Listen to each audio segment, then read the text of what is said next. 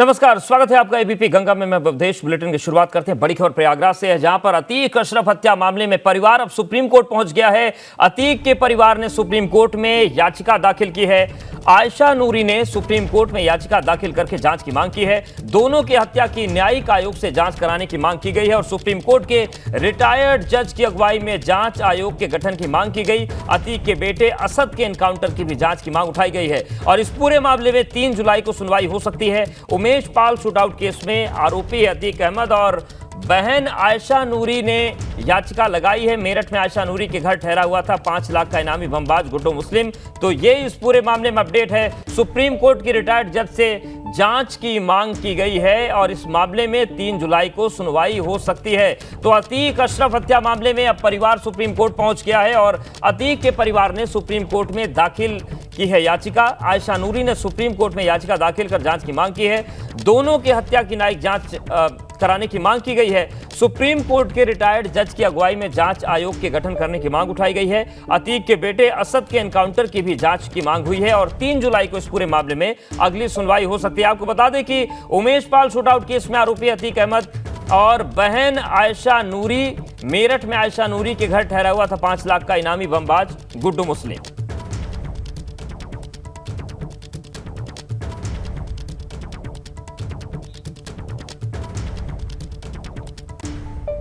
वहीं रायबरेली में छात्रों के 2 गुट आपस में भिड़ गए। छात्रों ने एक दूसरे पर जमकर लात घूंसे बरसाए। मारपीट की तस्वीर सीसीटीवी में कैद हो गई है। सीसीटीवी फुटेज में आप देख सकते हैं कि छात्र एक दूसरे को दौड़ा दौड़ा कर पीट रहे हैं। सभी छात्र कोचिंग पढ़ने आए थे। इसी दौरान किसी बात को लेकर उनमें झगड़ा हुआ। शहर कोतवाली क्षेत्र के डिग्री कॉलेज चौराहे की यह पूरी घटना है। देखिए, इन तस्वीरें आपको दिखा रहे हैं। रायबरेली की तस्वीर है जहां पर आपस में छात्रों के 2 गुट भिड़ गए। छात्रों ने एक दूसरे पर जमकर लात घूंसे बरसाए। मारपीट की तस्वीर सीसीटीवी में कैद हुई है। सीसीटीवी फुटेज में आप देख सकते हैं कि कैसे छात्र एक दूसरे को दौड़ा दौड़ा कर पीट रहे हैं। सभी छात्र कोचिंग में पढ़ने आए थे। इसी दौरान किसी बात को लेकर उनमें झगड़ा हो गया। शहर कोतवाली क्षेत्र के डिग्री कॉलेज चौराहे की ये पूरी घटना है जहां पर 2 छात्र गुटों में जमकर भिड़ंत हुई और काफी देर तक वहां पर हंगामा मचा रहा।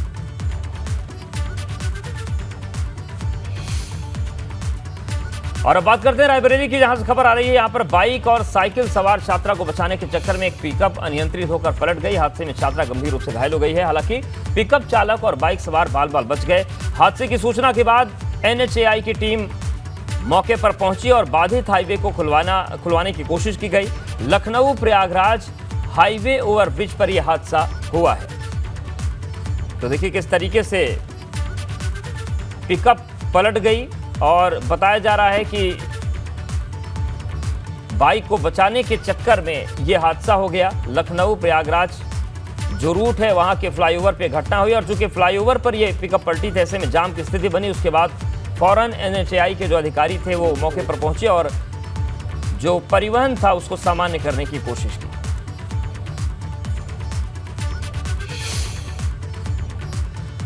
बड़ी खबर कानपुर से है। कानपुर STF और कल्याणपुर पुलिस को बड़ी सफलता मिली है। अवैध शराब की 200 पेटियां पकड़ी गई हैं। यूरिया और खाद में छिपाकर यह शराब लाई जा रही थी। कन्नौज से कानपुर आ रही थी अवैध शराब की पेटियां। 2 व्यक्तियों को हिरासत में लेकर पूछताछ की जा रही है। तो कानपुर STF और कल्याणपुर पुलिस को बड़ी सफलता मिली है। अवैध शराब की 200 पेटियां पकड़ी गई हैं। यूरिया और खाद में छिपाकर इन्हें ले जाया जा रहा था। कन्नौज से कानपुर आ रही थी अवैध शराब की पेटियां। 2 व्यक्तियों को हिरासत में लेकर पूछताछ जारी है।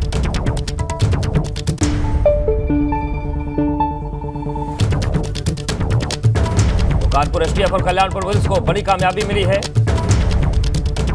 200 पेटियां अवैध शराब की पकड़ी गई हैं।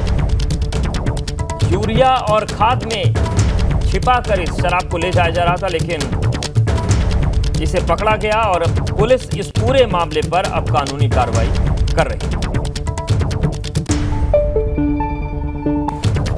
मानसून और आपदा प्रबंधन को लेकर कांग्रेस प्रदेश अध्यक्ष करण माहरा ने सरकार को आड़े हाथों लिया। करण माहरा ने कहा कि अभी तो केवल मानसून ने दस्तक दी है, लेकिन राज्य में मानसून से निपटने के तमाम दावों की पोल खुल गई। उन्होंने सरकार पर निशाना साधते हुए कहा कि वाहवाही के चक्कर में राज्य के अंदर केवल माहौल बनाने का काम किया जा रहा है। उन्होंने कहा कि अभी राज्य के अंदर जिस तरह के हालात बन रहे हैं उसको देखकर चिंता का विषय तो यह है कि अगर आपदा जैसे हालात पैदा हुए तो उससे निपटने में कैसे सक्षम होंगे। देहरादून और हल्द्वानी जैसे बड़े शहरों में सड़कें खोदकर छोड़ दी गई हैं, कोई देखने वाला उन्हें नहीं है। तो मानसून के आने के बाद सियासी तकरार का दौर शुरू हो गया है और कांग्रेस प्रदेश अध्यक्ष करण माहरा ने आरोप लगाया है कि अभी तो मानसून ने केवल दस्तक दी है, तब तैयारियों की पोल खुल गई, लेकिन जब मानसून पूरी तरीके से आएगा, आपदा जैसे हालात बने तो कैसे सरकार निपट पाएगी, ये सबसे बड़ा सवाल बना हुआ है। और बड़ी खबर कौशाम्बी से, जहां पर यूपीएसटीएफ ने मुठभेड़ में 1.25 लाख की इनामिया गुफरान को गोली मार दी।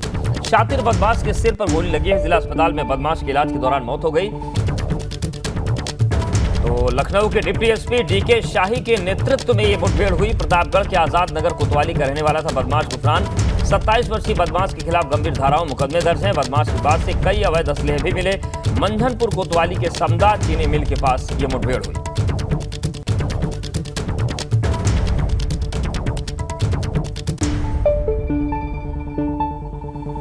तो कौशाम्बी में एनकाउंटर हुआ है और यूपीएसटीएफ ने 1.25 लाख की इनामी को ढेर कर दिया। मंझनपुर कोतवाली के समदा चीनी मिल के पास ये मुठभेड़ हुई। आपको बता दें कि इस पर कई गंभीर धाराओं में मामले दर्ज थे और पुलिस को इसकी तलाश थी, लेकिन आज मुठभेड़ में इसे मार गिराया गया।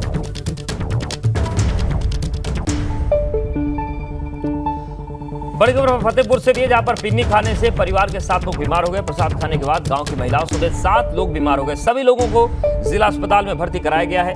हुसैनगंज के चितसापुर गांव का ये पूरा मामला है।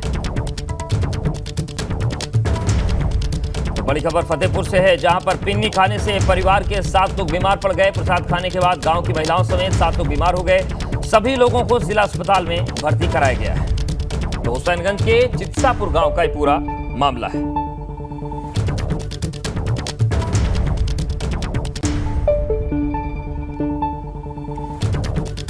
और बात करते हैं मुजफ्फरनगर की। मुजफ्फरनगर के बुढ़ाना में सोमवार का दिन एक परिवार पर कहर बनकर टूटा। ईंट भट्टे पर गड्ढे में गिरकर 3 मासूम बच्चों की मौत हो गई। तीनों एक ही परिवार से थे। सूचना पर पुलिस मौके पर पहुंचकर जांच पड़ताल में जुटी। जानकारी के मुताबिक गांव रसूलपुर के रहने वाले हुसैन का 6 साल का बेटा फैसल और 8 साल का बेटा असद और आरिफ का बेटा एहसान सुबह भट्टे पर खेलने गए थे।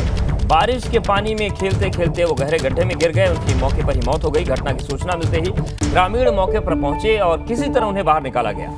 अस्पताल ले जाया गया, लेकिन डॉक्टर्स ने उन्हें मृत घोषित कर दिया।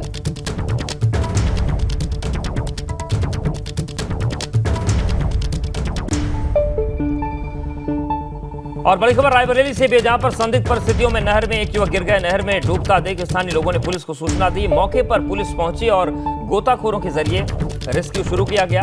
काफी खोजबीन के बाद भी युवक का पता नहीं चल पाया। भदोखर थाना क्षेत्र के शारदा नहर का यह पूरा मामला है। तो नहर में एक युवक डूबने लगा। फौरन सूचना दी गई। मौके पर पुलिस पहुंची, गोताखोरों की टीम पहुंची। काफी खोजबीन के बाद भी युवक का अभी तक पता नहीं चल पाया है। और ये जो पूरी घटना हुई है, ये भदोखर थाना क्षेत्र के शारदा नहर में हुई है।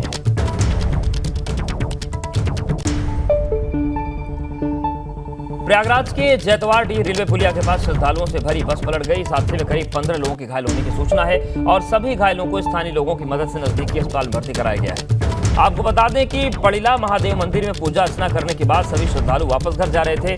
थरवई थाना क्षेत्र का यह पूरा मामला बताया जा रहा है, जहां पर यह हादसा हुआ। श्रद्धालुओं से भरी बस पलट गई। पड़िला महादेव के दर्शन करके लोग लौट रहे थे और तभी यह हादसा हो गया।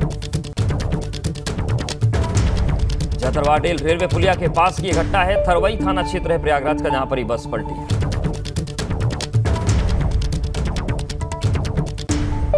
वहीं औरैया में एक निजी कार्यक्रम में पहुंचे सपा के वरिष्ठ नेता शिवपाल सिंह यादव ने सपा कार्यकर्ताओं को साथ आने वाले लोकसभा चुनाव को लेकर चर्चाएं की। इसके साथ संगठन और मजबूत करने को लेकर पुराने कार्यकर्ताओं से मुलाकात की। इसके बाद मीडिया से बात करते हुए उन्होंने बीजेपी पर जमकर हमला बोला। यहां तक कि मुख्यमंत्री योगी आदित्यनाथ के चिपकू वाले बयान पर भी जवाब देते हुए उन्होंने कहा कि भारतीय जनता पार्टी की जमीन खिसक चुकी है, बौखलाए हुए हैं और 2024 में भारतीय जनता पार्टी को हटाना है, क्योंकि भारतीय जनता पार्टी ने 9 साल में देश और 6 सालों में प्रदेश में कुछ नहीं किया। जनता के बीच जाकर वो झूठ बोलते हैं, बहकाने का काम करते हैं और जनता को केवल धोखा दिया गया है। शिवपाल सिंह यादव के आजमगढ़ से चुनाव लड़ने को लेकर भी उन्होंने कहा कि ये फैसला पार्टी करेगी।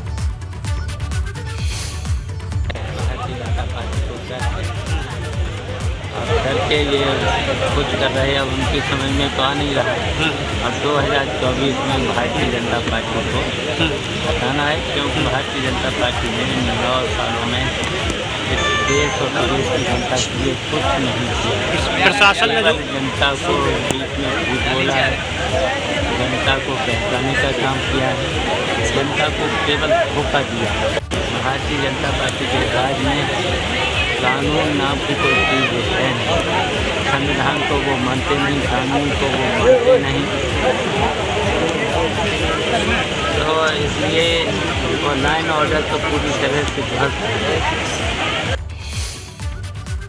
सपा के महासचिव स्वामी प्रसाद मौर्य ने पीएम मोदी के अमेरिका दौरे को लेकर सवाल खड़े किए हैं। उन्होंने कहा कि अमेरिका में नरेंद्र मोदी से पूछे गए सवाल का जवाब तब मिल गया जब राष्ट्रपति द्रौपदी मुर्मू को मंदिर में प्रवेश से रोका गया।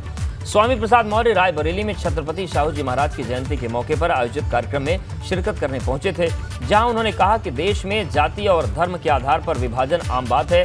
स्वामी प्रसाद मौर्य ने कहा कि जब देश में सर्वोच्च पदों पर बैठे लोगों के साथ भेदभाव हो रहा है, तब आम दलित और पिछड़ों के साथ क्या होता होगा, समझना मुश्किल नहीं है।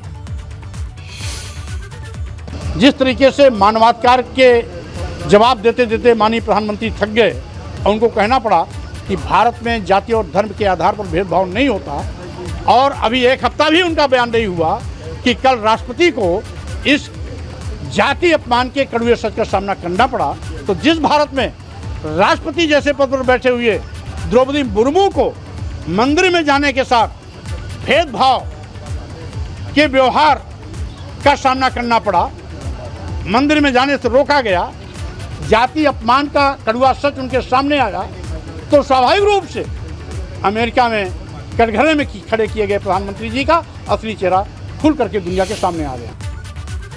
फतेहपुर जिले में लव जिहाद का मामला सामने आया है। मुस्लिम युवक ने हिंदू लड़की को हिंदू बनकर अपने प्रेम जाल में फंसाया, फिर उसके साथ दुष्कर्म कर ईंट से कुचलकर हत्या कर दी। आरोपों के मुताबिक युवती अहमदाबाद से मौसी की लड़की के यहाँ एक कार्यक्रम में आई थी। सिकंदर नाम के युवक ने सोनू बनकर दोस्ती की, और जब वो एक शादी में आई तो उसे गेस्ट हाउस से बुलाकर 500 मीटर की दूरी पर दुष्कर्म किया। उसके बाद ईंट से कुचलकर उस पर हमला कर दिया। घायल युवती को डॉक्टर्स ने हैरिट के लिए रेफर कर दिया, जहां पर युवती ने उपचार के दौरान दम तोड़ दिया। लड़की शादी समारोह में शामिल होने बिंदकी गई थी, वहाँ पे इसके साथ दुष्कर्म की घटना करने के बाद इसे घायल कर दिया गया था। लड़की का ट्रेवल्स बस की बसें चलती हैं, सूरत जाती हैं बसें इसकी, वहीं से आना जाना इन लोगों का परिचित हुआ। काफ़ी दिनों से परिचित थे, एक दूसरे से बातचीत होती थी। बातचीत के दौरान ही लड़का वहाँ मैरिज होम पहुँचता है और आपस में ये लोग मिलते हैं। वहाँ पर दुष्कर्म की घटना कारित करके और उसको घायल कर दिया था, जिसकी आज डेथ हो गई है। इसमें वैधानिक कार्रवाई की जा रही है। 15 जून से मानसून सत्र शुरू होते ही रामनगर का स्थानीय शासन प्रशासन सतर्क हो गया है। जो कोसी किनारे आबादी वाले ग्रामीण इलाकों में बसे हुए हैं, उनको खाली करके सुरक्षित स्थानों पर पहुंचाए जाने की कार्रवाई चल रही है। वहीं उनके भरण पोषण के लिए 4 महीने का राशन उपलब्ध कराया गया है। उप जिलाधिकारी के आदेश पर राहत और बचाव के लिए तैयारियां पूरी की गई हैं। तो मानसून सत्र, जो मानसून है, उसकी दस्तक के साथ ही प्रशासन अलर्ट पर है। कोसी नदी किनारे बसे हुए ग्रामीणों को सुरक्षित स्थानों पर पहुंचाने की कार्रवाई चल रही है। उप जिलाधिकारी के आदेश के बाद 4 महीने का राशन भी वहां पर उपलब्ध करवा दिया गया है। जिला स्तर पे भी आपदा परिचालन केंद्र शुरू हो गया है और तहसील स्तर पे भी आपदा परिचालन केंद्र शुरू हो गया है। इसके अलावा जो हमारा चुक्कुम, जो एक आपदा प्रभावित क्षेत्र रहता है, क्योंकि उसका आने जाने का रास्ता नदी से ही होके जाता है, तो वहाँ पे हमने 4 महीने का राशन पहले भिजवा दिया है। और भी जो ज़रूरत की आवश्यकता है वो हम वहाँ के लोगों से, वहाँ के जनप्रतिनिधियों से बात करके उन तक हमने पहुँचा दी है। और यदि अगर कोई ऐसी स्थिति आएगी तो उसके लिए भी हम रेडी हैं। जैसे लास्ट आप जानते हैं कि आवश्यकता पड़ने पर हमने जो है बोट्स की मदद लेके भी जो है, और 21 की आपदा में तो हमने हेलीकॉप्टर की मदद लेके भी वहाँ पे राशन और वहाँ से कुछ लोगों को रेस्क्यू हमने करवाया था। और जो भी उनकी नीड्स थी वो हमने उन तक मुहैया करवाई। जो उनको टेंट चाहिए थे या उनको तिरपाल चाहिए थे। और बड़ी खबर अमरोहा से, जहां पर तेंदुए ने किसान पर हमला कर दिया। तेंदुए के हमले के बाद गांव में दहशत का माहौल है। कई दिन से गांव के आसपास ही ये तेंदुआ रह रहा था। वन विभाग ने तेंदुए को पकड़ने के लिए पिंजरा लगाया है। तेंदुए ने पालतू कुत्ते और 3 बकरियों को भी निवाला बना लिया है। थाना रजबपुर इलाके के पीठखेड़ा गांव का ये पूरा मामला है। तो अमरोहा की तस्वीर दिखा रहे हैं, जहां पर तेंदुए ने किसान पर हमला कर दिया। तेंदुए के हमले के बाद गांव में दहशत का माहौल है। कई दिन से गांव के आसपास ही तेंदुआ मंडरा रहा था। वन विभाग ने तेंदुओं को पकड़ने के लिए पिंजरा लगा दिया है।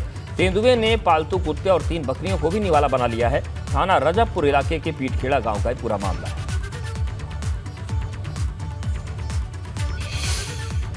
बड़ी खबर आजमगढ़ से भी है, जहां पर सड़क हादसे में 3 लोगों की मौत हो गई। तेज रफ्तार बस ने ऑटो को टक्कर मार दी। हादसे में नानी नाती समेत 3 लोगों की मौत हुई है। तो सड़क हादसा हुआ है आजमगढ़ में, जहां पर 3 लोगों की जान चली गई। सड़क हादसे में 3 लोगों की मौत हुई है। तेज रफ्तार बस ने ऑटो को टक्कर मार दी। हादसे में नानी नाती समेत 3 लोगों की जान चली गई। तो तेज रफ्तार की वजह से हादसा हुआ और आजमगढ़ की ये तस्वीर हम आपको दिखा रहे हैं, जहां पर सड़क हादसे में 3 लोगों की जान चली गई। तेज रफ्तार बस ने एक ऑटो को टक्कर मार दी और ये टक्कर इतनी जबरदस्त थी कि हादसे में नानी नाती समेत 3 लोगों की मौत हो गई। तो ये दर्दनाक हादसा हुआ है आजमगढ़ में, जहां पर एक तेज रफ्तार बस ने ऑटो को टक्कर मार दी और 3 लोगों की जान चली गई।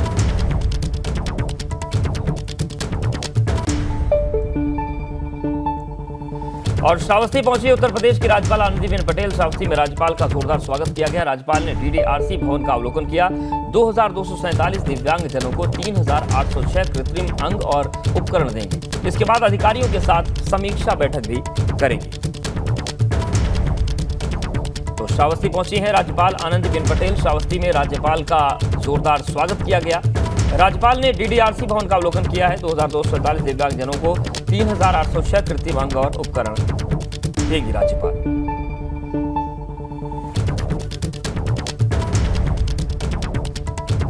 तो श्रावस्ती की तस्वीर आपको दिखा रहे हैं, जहां पर राज्यपाल आनंदीबेन पटेल पहुंची हैं। 2247 दिव्यांग जनों को उन्होंने 3806 कृत्रिम अंग और उपकरण देंगी। इसके बाद अधिकारियों के साथ समीक्षा बैठक भी वो करेंगे।